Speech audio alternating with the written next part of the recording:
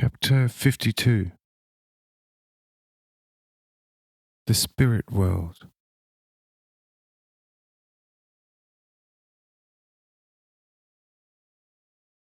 We spent a day and a night on that summit and enjoyed much that was magnificent and marvellous.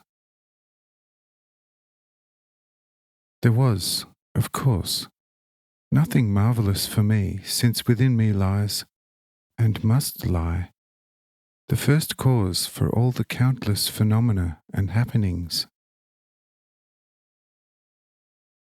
But for all those who were with me, there was a great and boundless abundance of all the magnificent and marvellous things.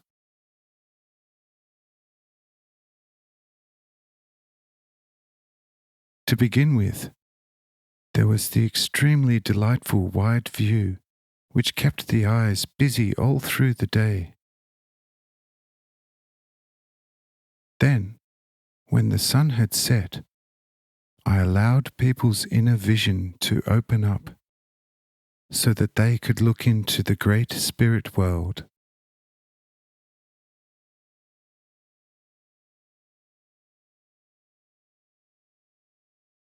How surprised they all were to see above the earth a vast world full of living and acting beings, and very vast, partly most delightful regions and areas, but looking very desolate and melancholy towards midnight. I, however, secretly bade all the spirits be silent about me.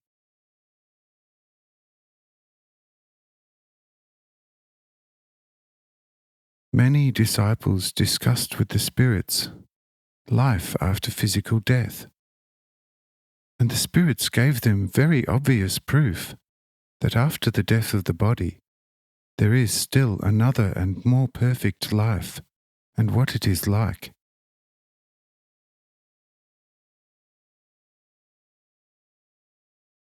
Also, Jonah said, "Now all my wishes are fulfilled.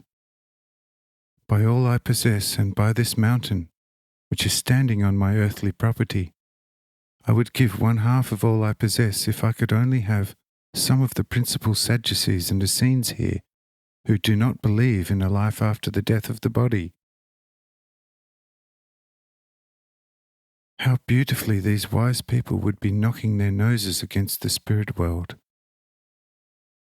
Once I myself was quite captivated by their doctrines, but eventually gave them up again, as fortunately a rather weird apparition of my deceased father set me right. It is extraordinary. One can of a truth deal and converse with these beings as with the like of us. But what astonishes me is that among so many spirits, of whom I personally recognize some very well, there is to be seen no patriarch, prophet, nor king.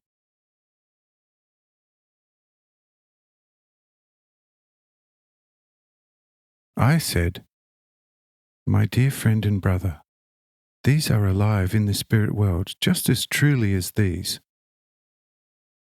But in order for them to not be accorded a kind of divine adoration by the millions upon millions of spirits, they are kept isolated from the other spirits in a special location called the limbo, the abode of righteous souls who lived before the coming of Christ, where they wait in their expectation of being, in this very time, freed by me, and then installed in the heavens of the primordial dwelling place of my angels, which also shall indeed take place shortly. Besides that, however, these spirits of the patriarchs, prophets, and righteous kings constitute a kind of watch between hell proper and the world of spirits, to prevent hell from darkening, polluting, and leading them astray. Satan, indeed, from time to time, is permitted to walk abroad in the natural world to cause mischief. But entry to this spirit world is blocked off to all devils everlastingly. Because where life proper has taken its actual inception, death remains far away forever. Satan, devil, and hell are judgment, and therefore death itself, and have therefore nothing further to do in the kingdom of life. Do you really understand this? Says Kis Jonah, as well as I can, and your grace permitting it, I understand it, O Lord, but there probably is an immense amount behind it which I probably shall not be able to understand until once a dweller myself of this rather gloomy than friendly world. Towards the east and south, this spirit world truly has a most beautiful and friendly appearance. But towards the west and the north, it looks more miserable and sad than the wide desert where the great Babylon once stood. Such sight then spoils the charm of the east and south. I said, you are right. It verily is as your feeling tells you. But the spirits whom you are seeing now by the hundreds of thousands do not see the west and north the way you do. For a spirit can see only what at any particular time corresponds with his innermost. Since, however, neither the west nor north, seen here, correspond to their innermost, they see neither west and still less the north.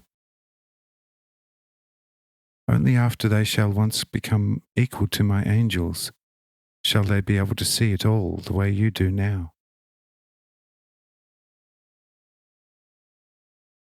Says Kis Jonah, Lord, this is somewhat dim and I do not understand it yet. But I figure that this is not necessary for the present. But since, O Lord, you are right now so liberal with these wonderful revelations, how about showing us, besides all these countless spirits, a couple of angels? I've heard so much about archangels, cherubim and seraphim, and have read so much in the scriptures and formed all kinds of concepts about it, which probably were highly imprecise and therefore erroneous. You, O Lord, could provide me with a proper concept now if it were your holy will. The 5 daughters who were constantly around me also asked me for it. But I said, I intend to do so, but not before this earth's midnight.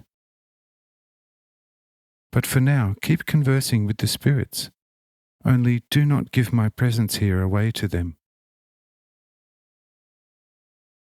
All were happy with this promise, and anticipated the passing of midnight longingly.